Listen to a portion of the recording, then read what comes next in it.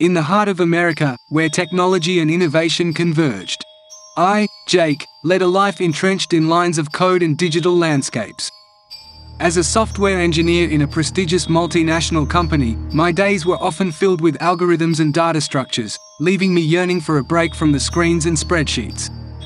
Solo travel was my escape, a way to unplug from the digital world and plug into the real world. Just as the monotony began to weigh heavily on my shoulders, a twist of fate arrived in the form of a company project. An opportunity to break free from my cubicle awaited me in the vibrant city of Kolkata, India. 15 days in a new land, a new culture, and a new project. The prospect was both exhilarating and daunting. But within me, an adventurous spirit danced with anticipation. With a heart torn between the comfort of the known and the allure of the unknown, I made a decision that would change the trajectory of my journey. I had always believed that the true essence of a place could only be felt by immersing oneself in its local life. So, I dismissed the idea of booking a hotel room and embraced a more daring plan. I sought the opportunity to become a paying guest in the heart of Kolkata, to live among the people and discover the city through their eyes. Through the labyrinth of online listings and posts, I stumbled upon a beacon of hope. A post caught my eye, as if it was meant for me. A couple, looking for a foreigner to share their home, their culture, and their stories. The location was ideal, nestled in the vicinity of my company's office. Fate seemed to have played its hand, and I knew this was the path I needed to tread. With a heart full of anticipation and a bag packed with dreams, I set off for Kolkata. The air was different, carrying scents of spices and the echoes of centuries-old stories. As I arrived at the doorstep of the couple's home, I felt a mix of excitement and nervousness. Little did I know that this decision would weave the threads of my destiny with those of the city, leaving me forever changed by the enchantment of Kolkata and the kindness of its people. As I stood at the doorstep of Ranjini and Shobit's home, my heart raced with both anticipation and a bit of nervousness. Their welcoming smiles instantly put me at ease. Ranjini, with her dark brown eyes and warm demeanor, exuded a traditional charm that felt like a slice of genuine Indian hospitality.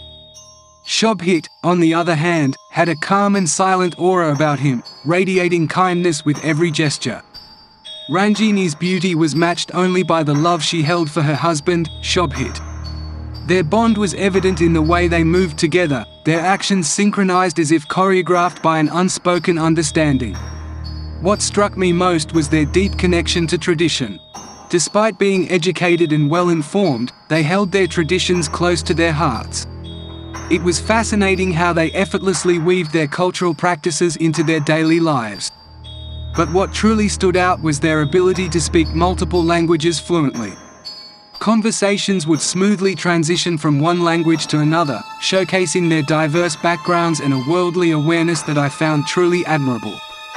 Their home, while not the grandest, felt cozy and welcoming. It was mid-sized, and though I didn't notice the intricacies of its arrangement in detail, I felt a sense of comfort within its walls. Their arrangement of spaces seemed different from the typical Indian home, but I was too caught up in the novelty of my experience to analyze it closely. My enthusiasm for experiencing the real Kolkata was matched by the warmth of Ranjini and Shobit's hospitality. Every day, I was treated to homemade meals bursting with flavors that were both foreign and familiar. I joined them in rituals and traditions, soaking in the essence of their way of life. Everything seemed perfect, and I reveled in the authentic experience. Yet, as the days drifted by, an unsettling undercurrent began to stir.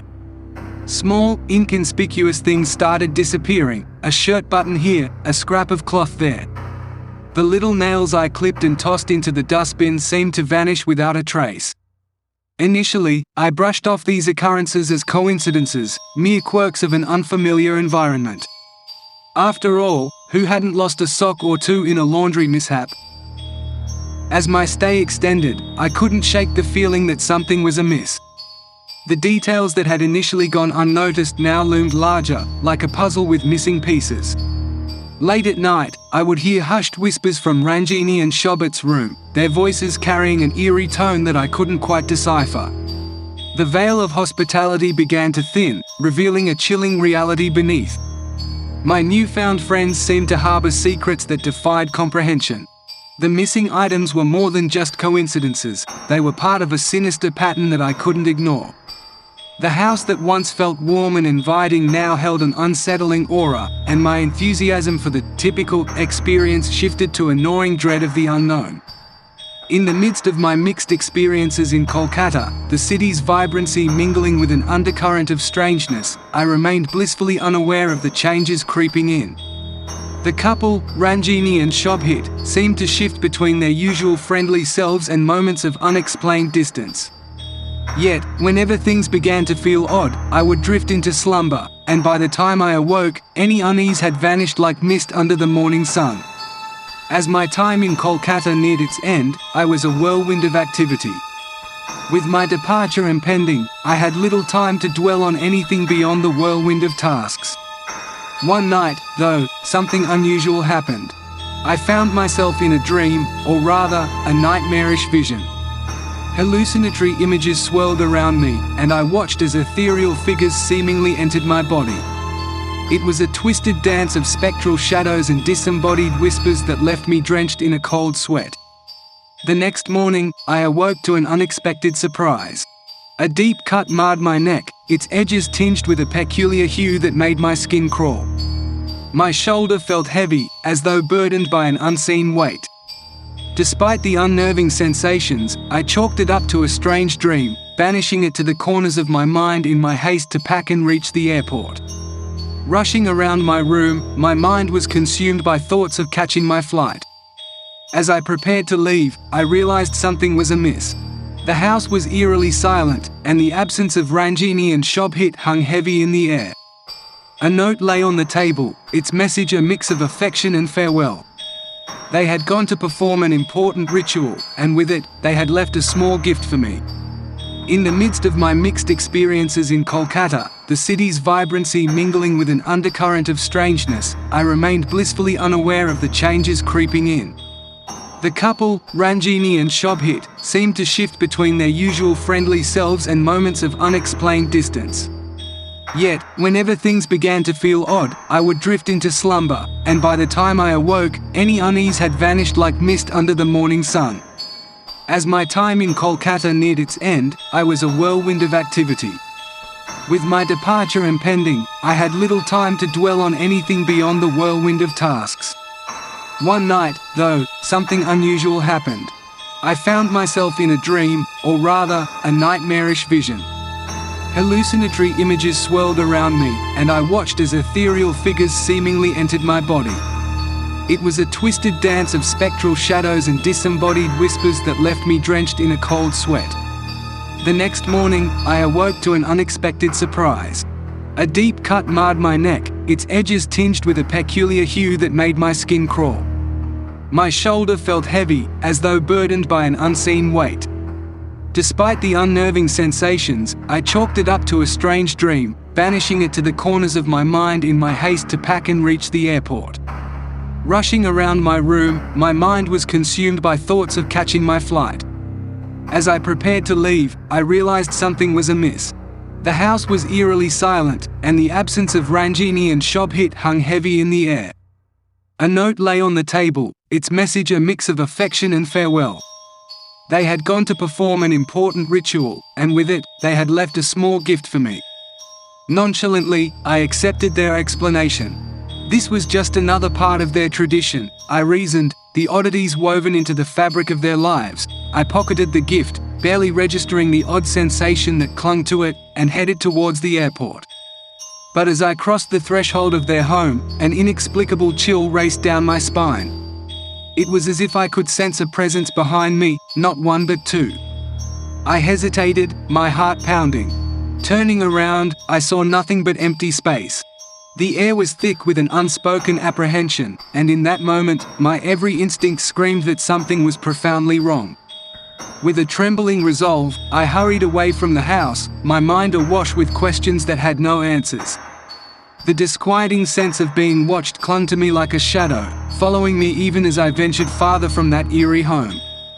Unbeknownst to me, the boundary between reality and nightmare had blurred, and I was caught in a terrifying web spun by forces beyond my understanding. 2 months had passed since my journey to Kolkata, and life seemed to have returned to its usual rhythm. Outwardly, I appeared unscathed, wearing a mask of normalcy that concealed the darkness lurking within. But there was a sinister secret that clawed at my sanity, a secret tied to the eclipses that cast an otherworldly shadow on my existence. As the eclipse's chilling presence descended upon the land, an eerie awareness would awaken within me.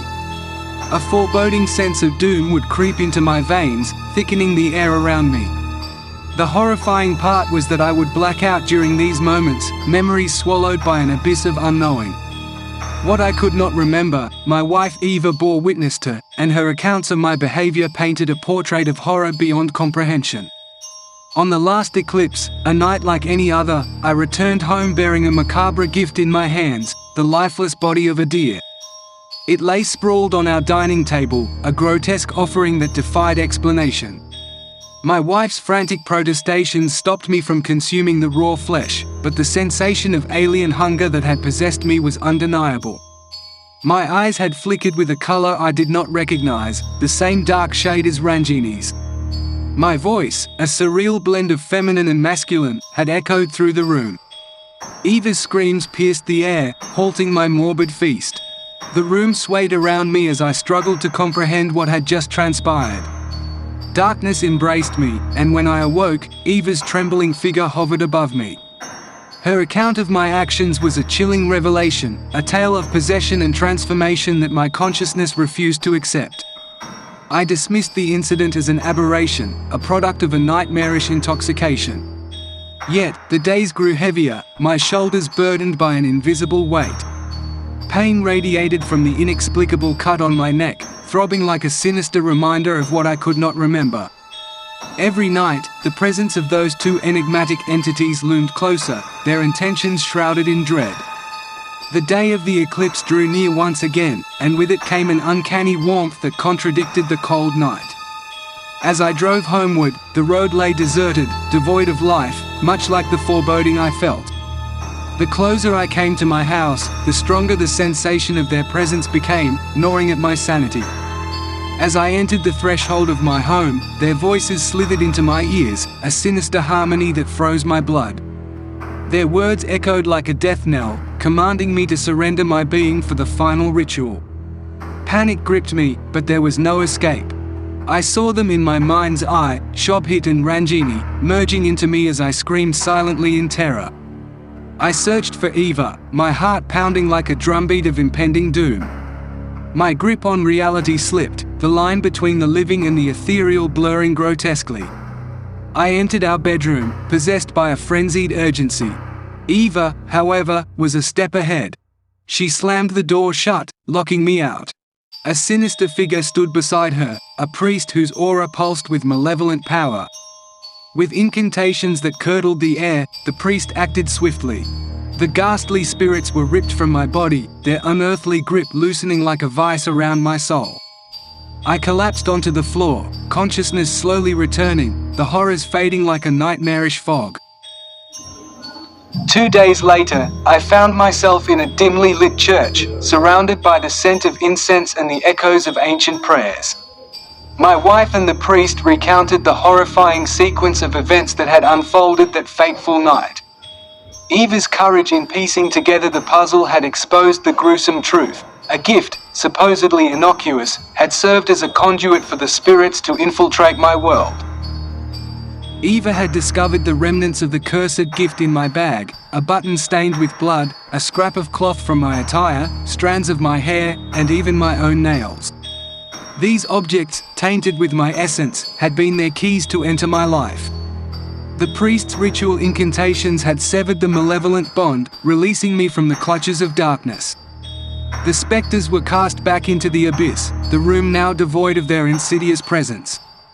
The ordeal was over, but the scars remained, etched into my mind like a nightmare branded into reality. Normalcy returned, but the horror of that experience lingered like a shadow. The line between the natural and the supernatural had blurred, and I was forever marked by that malevolent encounter. Though life resumed its course, a flicker of unease remained, a chilling reminder of the terrors that lie hidden in the darkest corners of existence.